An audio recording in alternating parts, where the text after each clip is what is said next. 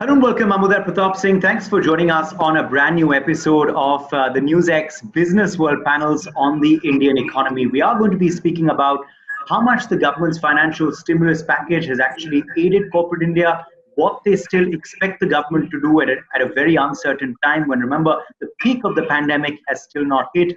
What are the opportunities in an adversity like this one?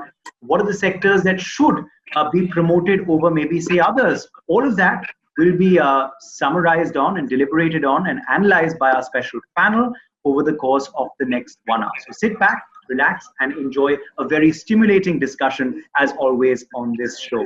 We have a power-packed panel as always joining us today on the broadcast. We have Mehul Sharma, founder and CEO, Signum Hotels and Resorts Private Limited. We also have Ashneer Grover, founder and CEO, Bharat Pay, joining us live. Anand Ayadurai, co-founder and CEO of Bogo is also with us live. Kamal Datta, Managing Director, Skillsoft, is with us live as well. Karan Bose also joins the panel. He's Managing Director, Hula Global. Harmeet Anand, Leadership and Executive Coach, also joins us live. And as always, Dr. Anurag Batra, Founder and Editor-in-Chief of Business World and Exchange for Media Group, joins the panel as well. Welcome, all of you. Thank you so much for joining us today. Mr. Sharma, let me begin with you first. Now, we've seen, of course, your sector be the worst hit currently, and we still don't know when a revival will happen. Also, there has been disappointment in your sectors. Nothing specific announced for you by the government per se. So your thoughts on that, sir? Your thoughts on the current situation and the way ahead?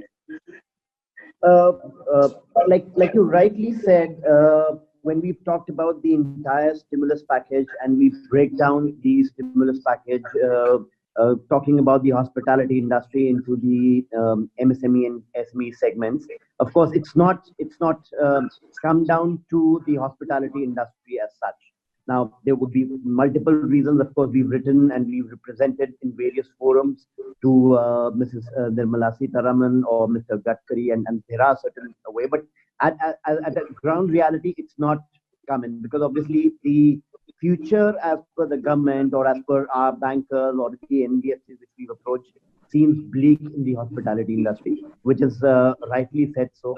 However, what we also feel is that the last couple of meetings which has happened by the government and the Prime Minister in terms of dependency on the local tourism or going or vocal for local, I think that is something which we as a hotel fraternity have taken it very seriously. We take these steps of Atmanirbhar, we've taken it very seriously. So what we've done is we've realized that inbound, which is the foreigners coming into India, is impacted for the next 1 or 2 years. Charters have taken a massive hit. The series have taken a massive hit. What is important is in terms of starting your own campaigns to push people to travel within the country. And that travel essentially is fragmented into the business travel, the transient, the leisure, small corporate get-togethers, weddings, and all that stuff.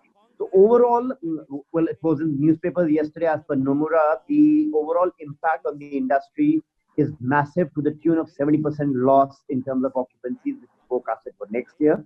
We're forecasting about 30-35% occupancy at a RevPAR, which is about 32% lower than what was last year, which is a very, very scary figure.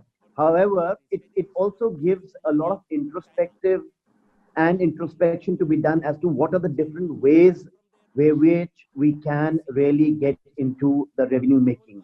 Cloud kitchens, tying up with different partners, workstation, workation packages, which is something which is on rave now. People moving from very high reality cost, reality sectors coming into hotels. We've got demands like that. People would want to take about 10 rooms for about a month or two to give their employees a break at one third the cost of what they would essentially be paying at the reality sector. So I think every crisis essentially is also an opportunity for someone to learn. And if you're very nimble, if you're very agile, if you extremely quick on your feet, I think it also gives you an opportunity to see what can you do to turn around. So we're doing a lot of campaigns, a lot of we've actually spoken to Radio FM. We're asking them to get in touch with the single unit owners who do not have the bandwidth to pull the revenue to the hotel, we are offering them services at an absolutely, we offering deals which is absolutely like a steal in terms of the support from sales and marketing to revenue enhancement to cost optimization, and of course, getting all these hotels under our umbrella. It's a good opportunity for a company like us to have a lot of tie-ups now, and we are engaged with roughly about 40-45 single hotel units also. Mehul, I want to ask you, you're being very optimistic and practical and looking ahead, but you yourself said the smaller players, the bigger and the mid-sized players will survive, but the smaller players may not live or sustain for the next 3-6 months when the real domestic demand may come back. What do you have to say to those single property owners? How can they get, you alluded to how we can get the demand back? You've got it right. See, what used to happen, how hotels typically worked in the Indian scenario was a person who had a lot of his own other businesses. He made a lot of money, 30, 40, 50 crores. He has always had a vision and an aim to make a hotel. He made a hotel, ran himself with bits and pieces. He did not understand costs. He did not understand proficiency. He did not understand what does it mean to improve the sales structures. What is happening now is that after this entire COVID structure, there is a lot of amalgamation and conglomerates and JVs which will come out. There will be a lot of joint ventures. You think consolidation will happen? All consolidation will happen. We are, as we speak now, we are in talks with a lot of owners who has 3-4 properties and they want to come under a brand umbrella because you can negotiate a better deal. You can obviously work like a management consortia, seek much more business, and it makes sense to work with companies to mitigate your losses. Got it. The consolidation is the way forward. Thank you, Mehul. We'll come back to you. It's all about demand, and we'll focus a lot on how to get demand and liquidity back in the second half. But Ashneer, your opening comments as a response to the stimulus and how has it impacted your business? Yeah. So I'll take the stimulus question first, and I'll then come to how the payments business is doing. So see, I think the sad part about a stimulus is if you announce something so big that no one can put an arm around it, then the credibility of it gets lost, right? So you can say 1,20,000 crores, and I don't know what that big number was, right?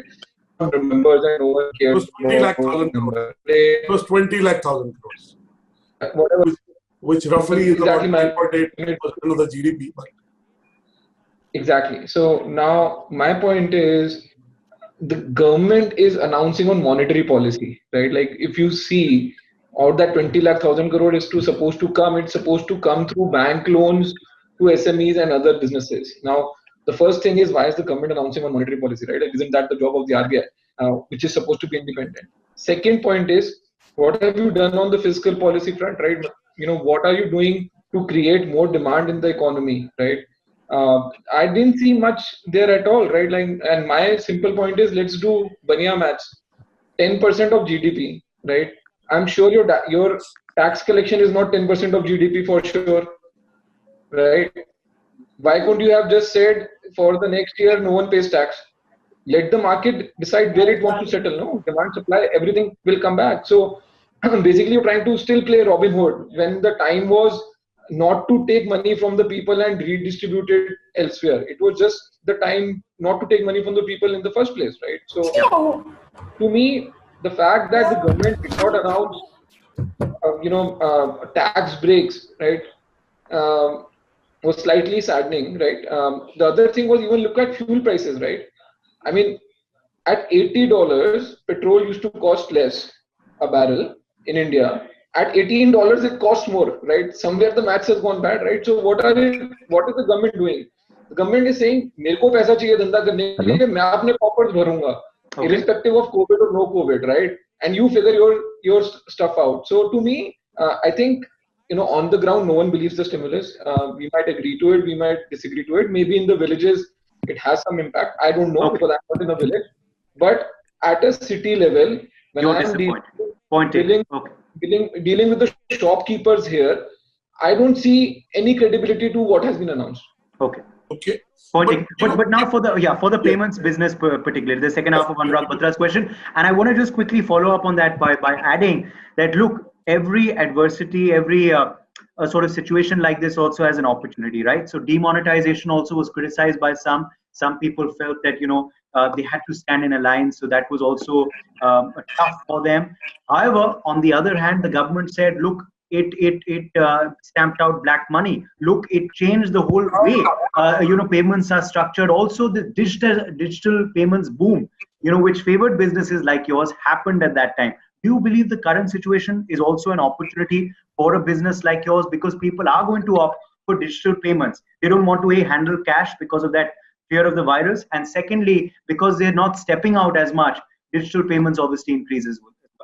Yeah, absolutely. So that is actually playing out, right? So in some sense, as a business, I'm a selfish beneficiary there, where what is happening is people are saying, I don't know if the virus gets transferred through currency notes.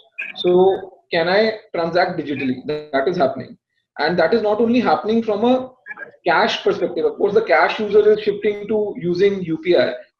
Even the card user, right, is now shifting to using the UPI, because he says that अगर मैं card दूंगा तो मेरे को pin enter करना पड़ेगा, right? So maybe that's another touch point I can avoid. So can I just touch my phone, which is in my control, and pay through UPI?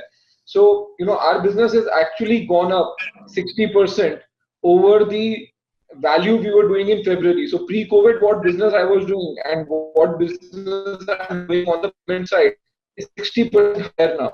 So no complaints on that, and I think we will definitely settle at a new higher normal, irrespective of the lockdown. Okay, Dr. Batra, let's take that to Anand if we can. Anand Ayudarai, let's come in here, Anand, on your thoughts, of course, your opening comments on the stimulus package, of course, announced by the government, how your sector has been particularly affected by the current lockdown, the pandemic, and where you see things headed in the next few months. Thank you. So I'll give you a quick sense from a mobility perspective. I think mobility has an immediate and complete impact as a result of lockdown. Everybody across the industry just goes down to 0% immediately. For us, the lockdown was primarily a way to essentially do something with essential services, but beyond that, we are more or less not doing any business during the lockdown. Post 3rd May, though, we are seeing fairly strong shoots of recovery. Over the last 30-45 days, we've actually gone to around 40% of pre-COVID. And the thought process there, I think, like I said, like somebody said earlier as well, crisis is also an opportunity, right? From a mobility perspective, every mobility solution offers a different solution. And today, in a post-COVID or in a post-pandemic, post-lockdown era, a solution which essentially where automatically you have social distancing, where you rent a vehicle and you ride it yourself rather than share your personal space with somebody else. That works really well. So we are expecting that this will be something which will impact us for a 6-month period. By August, September, we will actually be back to where we were pre-COVID. And then fundamentally post that, there will be an opportunity to actually scale up the business beyond what it could have been and actually take market share from other modes of transport. From the government itself, just to speak to the stimulus, I think I would say that mobility, given that the impact is smaller, in my sense, what impacts us is potentially just taxation. The taxation on our category, particularly in mobility, is 28%, similar to what is there for luxury goods, right? And it is the most affordable mode of transport after public transport, which ideally doesn't make sense. So to me, that was something which was missing, just a relook at what is essential, what is important, what will actually get people out there and moving, and can we actually use COVID as an opportunity to relook at slabs of taxation. Where we did definitely benefit is the moratorium itself. During the time that we have been impacted, there has been a 3-month followed now by a 6-month moratorium, which has actually helped us at least push out from payments from a cash flow perspective. What the other thing that we have seen is a fundamental change is that typically the way our business operated pre-COVID was customers would pick up our vehicles, ride them themselves and drop them off in the next 20 minutes, 30 minutes in the next 5 kilometers.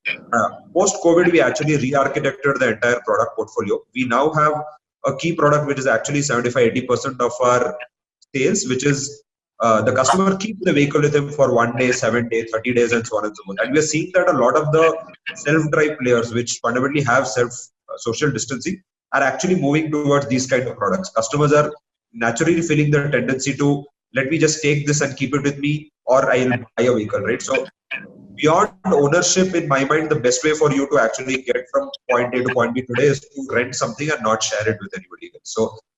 So I think for mobility versus other sectors, in my mind, the impact will be, at least in my category, will be a bit limited in nature, given the nature of the business.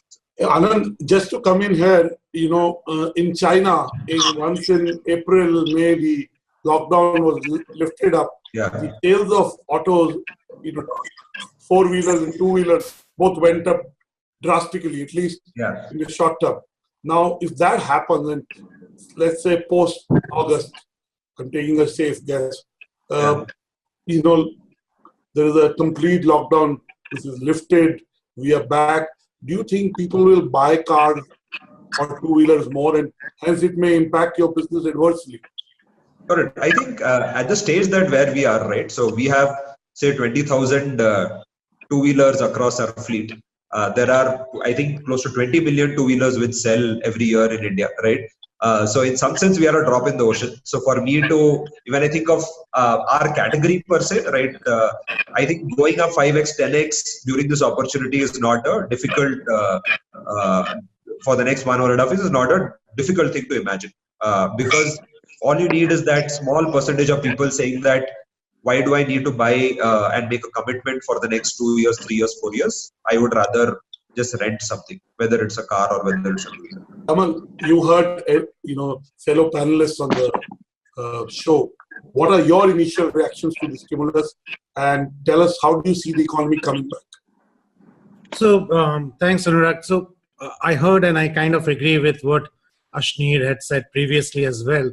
It is 266 billion, and if you look at the sheer size of it, while overwhelming, it is at a per capita GDP level higher than many of the similar countries with the same GDP per capita. But having said that, it's a liquidity measure. I mean, they are not increasing the budget spending as such.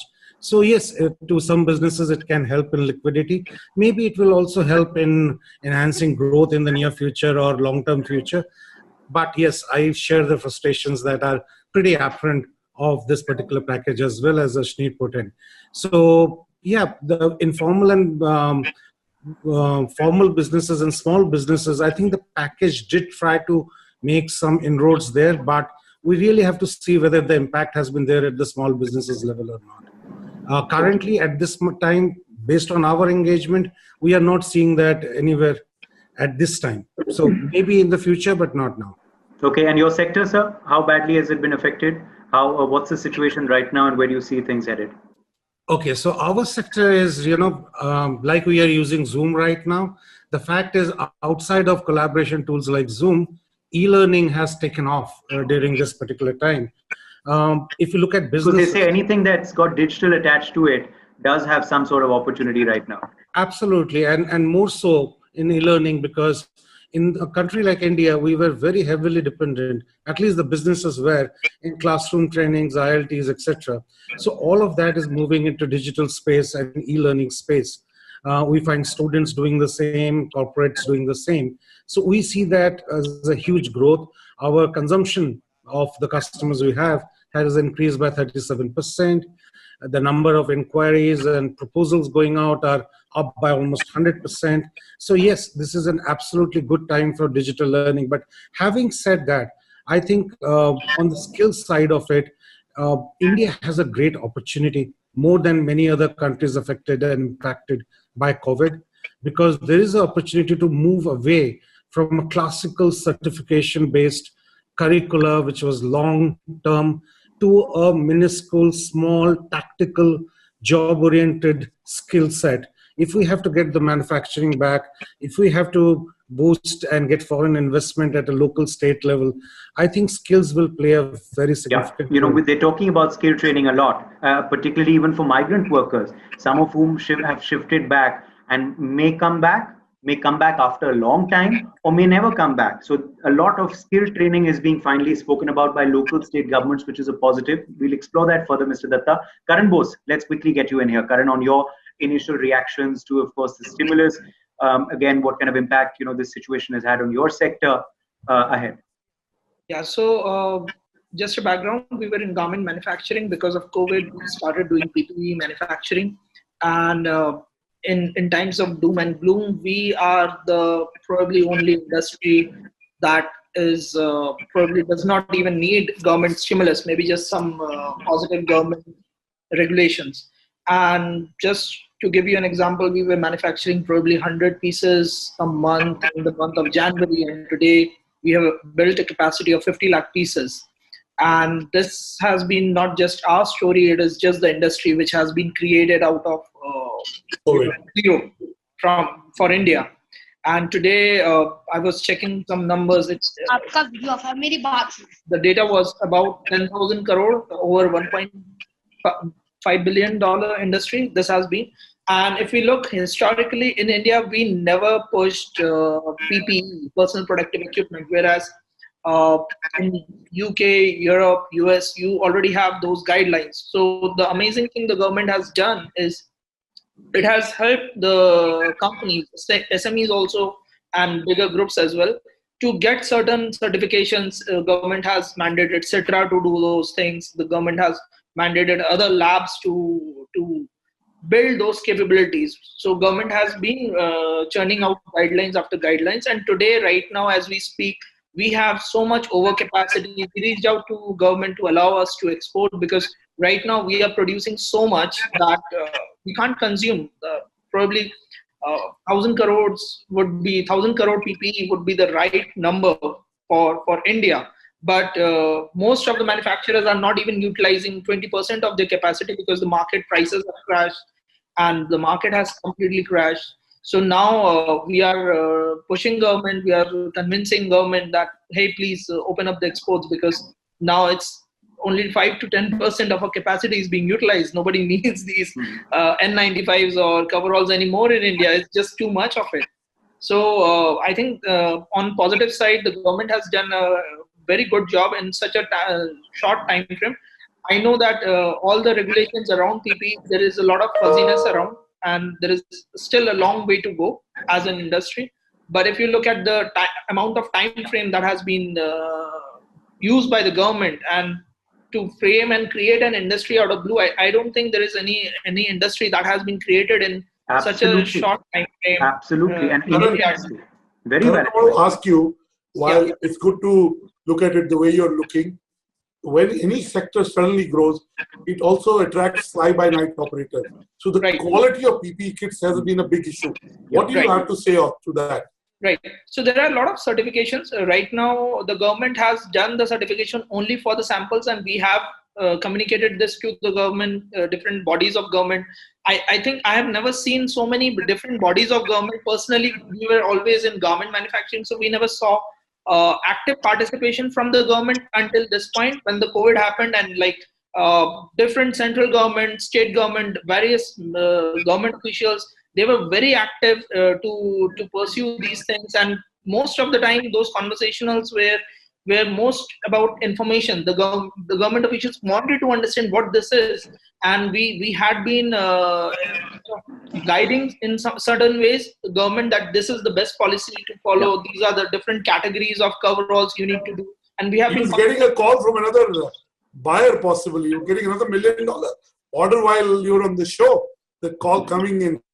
But at this point, let's go to Harmeet. Harmeet, you heard all the entrepreneurs on the show.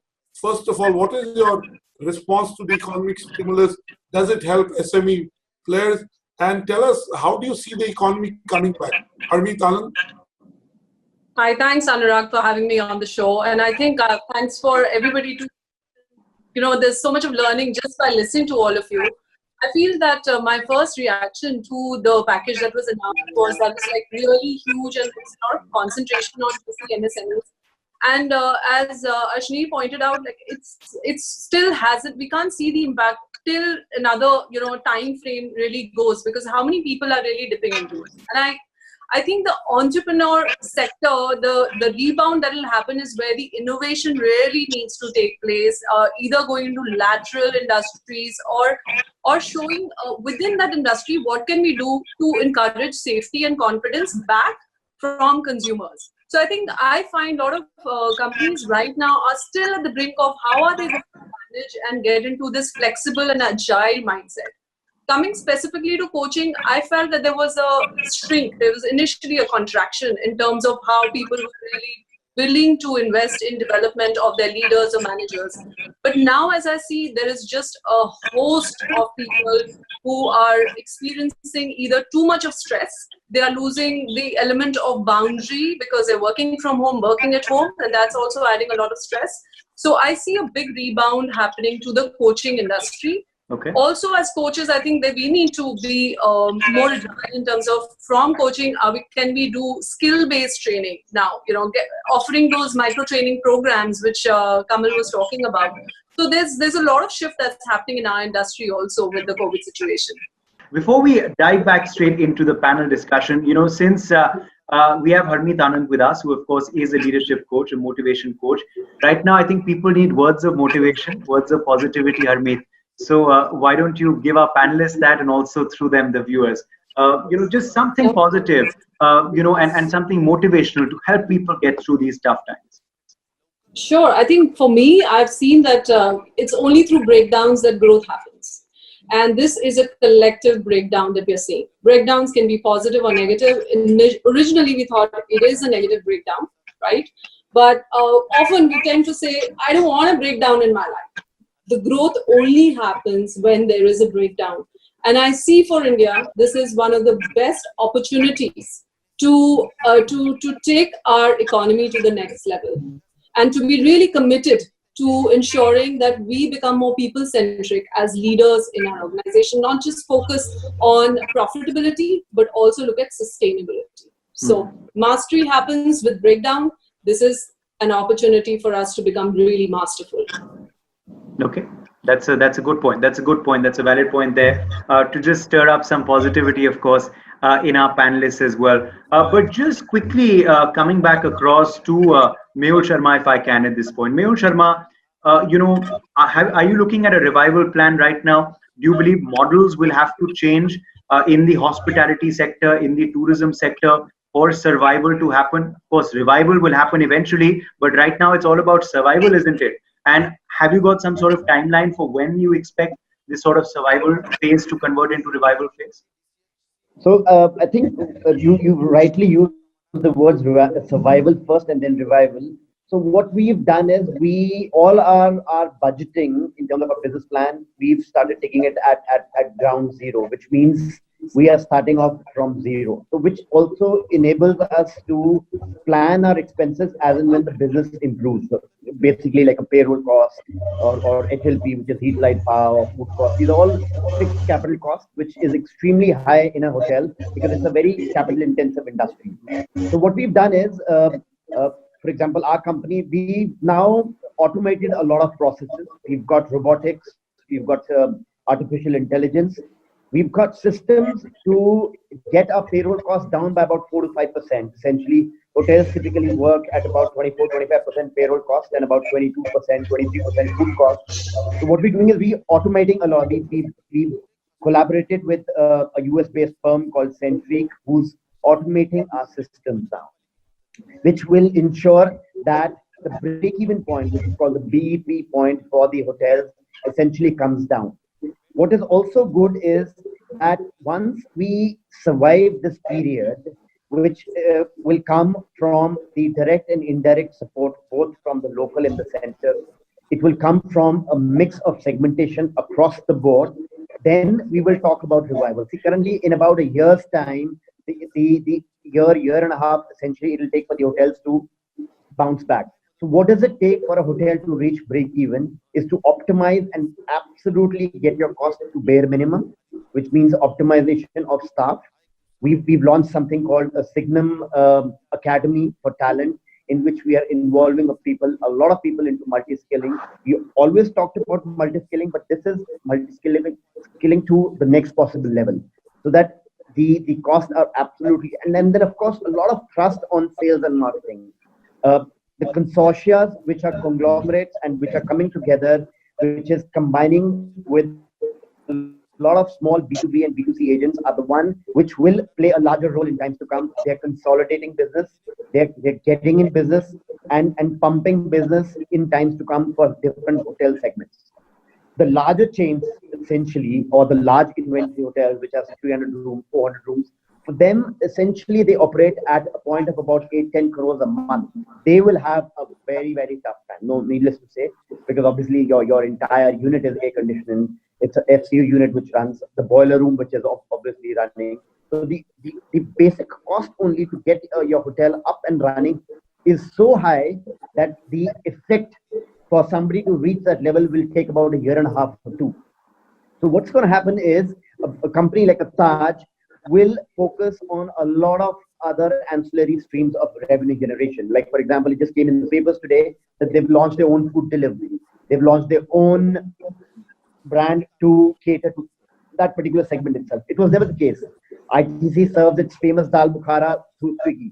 So these are the times, like Harmeet rightly pointed out, when you get out of your comfort zone is the time which makes and gets best out of you. So this is what is happening in terms of, although these are very knee-jerk reactions, I would say. These are not something which is sustainable in nature. But obviously for a hotel industry to survive, something has to be done. But yes, in the longer picture, survival without the government support seems extremely tough. We've got huge layoffs which has happened in the industry. We are flooded with CVs. We're trying our best to help as many people as we can. And of course, the next stage would be the revival. Revival will take time because 60% of our we'll get to that. We'll get to that in just a second. In fact, our last segment is all about that, about when we expect this revival to happen. But Dr. Batra, back to you. I want to go to my friend Ashneer. Ashneer, with payments taking off in a big way, it's also dependent on demand. Now, has the demand really come back, or it is very tepid in terms of overall transactions? Yeah, you're absolutely right. See, I think what is happening is today the demand is only in 3 broad categories. If I see it right, there's grocery, there is pharmacy, and there's dairy. Right, basic essentials is where the real demand today is. Right. I think one of the segments which for us is absolutely shut now is food and beverage. Right. So your offices are closed, education institutions are closed, so the whole canteen segment is closed, whatever you call Horeca, right? So the restaurant canteens are also closed along with the hotels. So I don't see the demand really come back even for food and beverage, right? So forget the fashion and discretionary, which is still really far away. So today what is booming is if you have a grocery shop, you're doing more business because previously I would go to a restaurant and buy from, or spend there. Now I have to cook food at home. So, people are buying slightly more for home because they're spending more time at home. They want more sanitization at home. They're cooking more at home, right? Which is meaning basic essential grocery is booming, but not necessarily the other discretionary demand as of now. And what part of the consumer behavior has changed permanently, and what are temporary changes in consumer behavior? Because when you see transaction data, you can see what has changed and what has stayed. Yeah, I think what is happening is, very interestingly, what has happened is your average transaction size has doubled, right? So while our transaction size pre-COVID used to be 300 rupees per transaction, it's gone up to almost 600, 700 rupees per transaction. So what that means is when people are stepping out, they're buying slightly more or in bulk, right? But I think it is temporary because people want to step out lesser, and whenever they're taking the risk, they just want to be done with their shopping. So I think that's a behavior which is playing out now. Over time, I think it should settle down back to the normal levels. Anand, I'd ask you a question which is similar. Yeah. That some consumer behavior has changed forever. Yeah. I wouldn't say work from home will be the new norm, but I would say flexi working would definitely be new norm. I'll work 4 days out of office, 2 days out of home, 1 day out of a cafe, whatever, if you work 7 days a week. But what are the consumer behavior trends that are only temporary and wouldn't stick once there is a vaccine, once the fear goes away. Correct. By the way, I do think that work from home also is potentially 1 year or 1.5 years till a vaccine comes through, because my belief is that you, at least when you're building very large companies, and especially at the early stages of that company, it's difficult to build that company remotely. And this is obviously a personal point of view, and people may disagree. But I do think that things will start to go back to a regular life once a vaccine is actually in place, whether that's 9 months, 12 months, 18 months later, right? From that perspective, I think that behavior is actually limited to the next year and not a permanent change. So from a mobility perspective, in my mind, the changes are actually temporary, right? Whether leisure spots being closed for some periods of time, which could be till a vaccine or not. Flexi work from home, like you said, right? The people go to office maybe 10 days a month and not 20, 25 days a month. In my mind, all of these changes are actually a 12-month, 18-month phenomenon. But what does change during this 12, 18 months is that during this time, people will step out much lesser. And when they do step out, so they will prefer anything which emphasizes social distancing, right? So if you even go out today, right, and you spend time, you will see that the top traffic indexes are at around 25-30% at this point in time. It's mostly people riding their personal vehicles. Most of the traffic you see outside today in cities are actually people riding their own vehicles. In my mind, that is something which will go back to you riding with somebody else or riding a rented vehicle once the vaccine essentially comes back, right? If you ask me specifically in personal mobility, in self-drive mobility, how I think of it, I think for us this 12-18 months is an opportunity to get a lot of people to try my kind of product for the first time, which typically would have taken us 4-5 years. It could happen in a 12-month period, because if we have to step out, if you don't own a vehicle, this is the next best thing, right? So that's how I actually think of it. Kamal, yesterday I was talking to a group of B school directors, eminent B schools in India, and they said that B school has to define itself differently, that it doesn't provide a 2-year education, but possibly is in the management education learning space. And corporates will make even more investments in training their executives. So B schools will actually have more opportunity. You're in the learning, skilling space. Do you think COVID has actually increased your business? And if yes, how? So COVID has definitely increased, as I said before. Part of things is that while Anand said that people will go back to working from office, I beg to disagree, because what I am seeing, at least in the IT space, is Twitter, TCS, Infosys. They are large workplace companies, and all of them have defined a work from home policy, at least for certain percentage of employees or certain roles and competencies that are required. So I think in some manner it will be more than just business as usual. There will be more people working from home than ever before. That would be what I would say. Now, coming to how that impacts skills and training and what organizations should be doing, is that while you are not socially connected or face-to-face in front of you, it's very good for instructional-based training. So if you have to cook something, you can get the instruction on YouTube. Do it yourself economy. Exactly. Do it yourself economy. Right. Do it yourself, DIY kind of thing. But when you have to generate softer skills, to Harmeet's point, it still requires personal intervention, coach intervention, mentorship, etc., etc. The way I see this going is, look, I already talked about the fact that we need to think beyond certification. Our certification was more based on retention of knowledge versus application of knowledge. That led to the problem that our courses were enhanced, duration became larger, and in the end of the day, we're still not sure that people can apply that knowledge and do a basic job that is required from a manufacturing point of view or pharma point of view.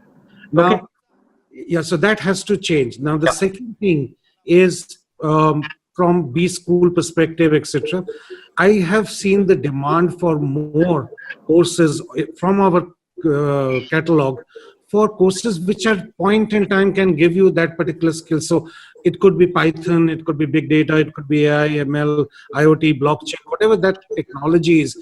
People want job-oriented courses, and people are scared right now.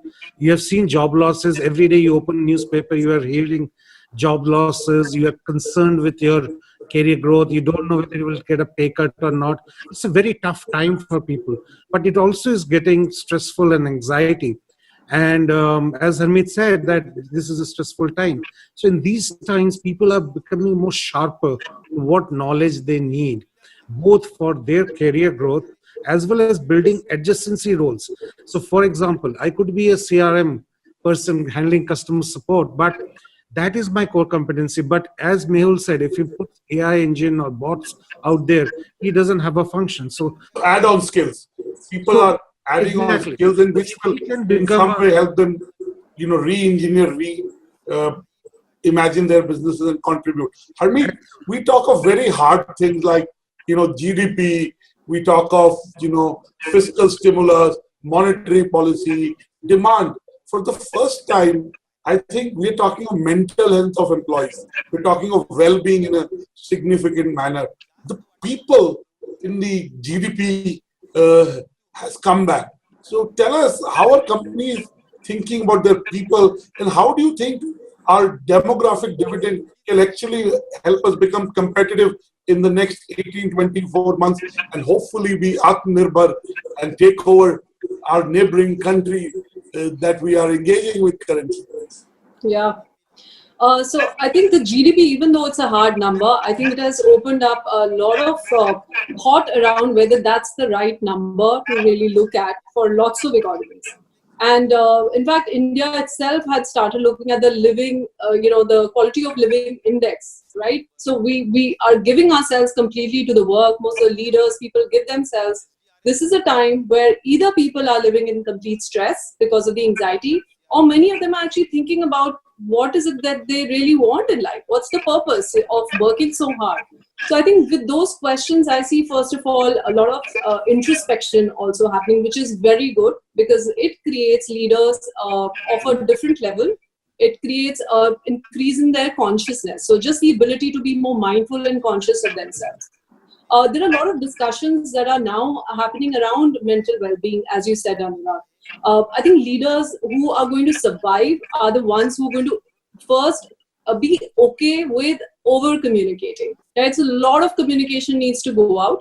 Also being open to vulnerability, just not trying to create perceptions, because a lot of times it was, people would want to be perceived like something. But this is a time where authenticity is really earning its leader saying, I don't have all the answers possibly. Acknowledging that. Kamal, at this point, I'd like to come to you. You really kind of showed what the silver lining in the cloud was. That we were not making PPE kits 100 days back, and we've gone to an incredible capacity. Now, what do you think should be the nature, quality and quantity of investment in the healthcare system? You're a small input in the overall health system. As health and hygiene and sanitation become important, how do you think the government should look at sectors that will help us build a better GDP? So I think you need to look at, and while I'm not a healthcare... Karan, that question was for Karan or Kamal? That was for Karan. Yeah. So I think the government can play, right now the industry is still evolving. So the government can play a regulatory role where the government comes in and sets up standards, definitions. And this is still very, very fluid. It's still as evolving. Yeah. So the government can step in, and I think some of the government organizations, some export-oriented organizations are still managing that fine line of supporting exports while the domestic consumption has taken care of. So the government should probably in next 3 to 6 months probably set up some sort of regulatory body defining the rules of the industry. We never had this industry, so there has to be a regulation. The reason I say is because quality of PPE kits can really make a difference to the lives and hence the livelihood. So indirectly, the quality of what your industry comes up to will determine where we are as an economy, and forget economy, where we are in terms of lives in kind of controlling the spread of COVID. Right. And I think it goes beyond COVID because even if we talk about us, we are looking at even at a larger picture where because of COVID, we got access to so many large organizations which probably would never, bother to reply. And now they are going back and forth and discussing. So this opens a lot of doors for small organizations, and we want to expand into Ebola kits, AIDS kits, all sorts of the entire healthcare segment. And I just want to ask one more question. Yeah. And I want a real answer. Are Yeah. we competitive in pricing of PPE kits? You talk about exports compared to our neighboring country. I don't have to name the country, but I'm sure the name starts with C if you still haven't. So are we competitive? We are super competitive. So, for our viewers watching this, if we can be competitive in a new category that we've got onto only in the last 100 days, possibly in the medium term and long term, not necessarily in the short term, we have hoped to be competitive in other categories, and hopefully we will be Atmanirbhar. Uday, at this point, I think we should start wrapping up. Let's start our last segment, yes. Our rapid fire. Uday, I'd start with first with Mehul and ask you, Mehul, what is your prediction for the Indian economy in the next 30 days to 120 days? Okay, let's say where will be the Indian economy in the next 4 months? We know in the medium term and long term, we will be better than everybody because of the Indian entrepreneurs and the government doing its bit. But where will we be in 4 months? Will the economy be tepid like it is right now? Will it be worse off, or will it be better? Well, it'll dip further, and then it's going to pick up. It's going to dip further for sure, because obviously it's directly proportional to how the entire scenario is. It's going to dip further, but it will pick up, and we will see spikes coming in. The way we see spikes coming in, it's going to be spikes. And then stability. I fully agree with you. Uday asked me this question a couple of weeks back, and I said exactly the next 3 months are going to be very tough. That's my personal view. Some people do. And hopefully post-October, a month before Diwali, the demand will pick up. But it will be another 6 months to 12 months where we can go back to any semblance of past numbers. But in the next 18 months, we will be a better economy in the ever world. So there is hope. Kamal Datta, your assessment of where the economy will be in the next 120 days? Yeah, but before that, what doesn't kill you makes you stronger, right? So I think there will be a lot Kelly Clarkson song. Yeah, exactly. So I personally think, yes, next 90 days, good monsoon can help agriculture sector. So I won't write off everything, but I would definitely say that next 90 days are extremely tough. For a variety of industries, we will definitely, Mehul has said it, there will be strong dips coming in. Okay, so agri sector could be that silver lining in otherwise grey clouds. Fair enough. Let's move on. Karan Bose, why don't you come in? Well, for us, I think certain government regulations, as Mr. Batra mentioned, that how we manage the quality and everything. So all those rules and regulations need to come up. Right now, most of the private players, they are defining their own quality standards. We are defining our own quality standards. Government is just giving guidelines. There has to be more specific things in that. I think in next 1 month to 3-4 months time, we can emerge as a completely new industry, not just for Indian market, but globally. And the outlook seems for us very positive in this gloom and doom time. It's actually very positive, and we are in over capacity right now. So we can actually, we are one of those sectors where the government can say, all right, we are throwing all our weight behind you guys, and go and compete with, show the other countries what we can be, simply. Karan, you're a great example of pivoting and orbit change. I hope more and more Indian entrepreneurs can do that. Yes. You want to make a point? Yeah, I just want to request him, can he just overflow some of his stuff into the other sectors also? We need all the goodness from, and it's good to see a very positive segment. Yes. It's all fragmented. Okay, I'm running out of time. So point taken, but let's move on. Let's get in Harmeet Anand now. Harmeet Anand. Well, I like to be positive, so I'll say it'll be a very slow growth, and it'll be a matter of endurance for a lot of industries. Thank you. Ashni, your final comment before we get Alan to close the panel. Yeah, I think the urban economy is going to keep contracting. Metros are going to contract even more than the other cities, and hopefully the rural economy shows some positive signs. Final word, Amar. We get you to make the final word. Where do you see the Indian economy in the next 4 months, 5 months?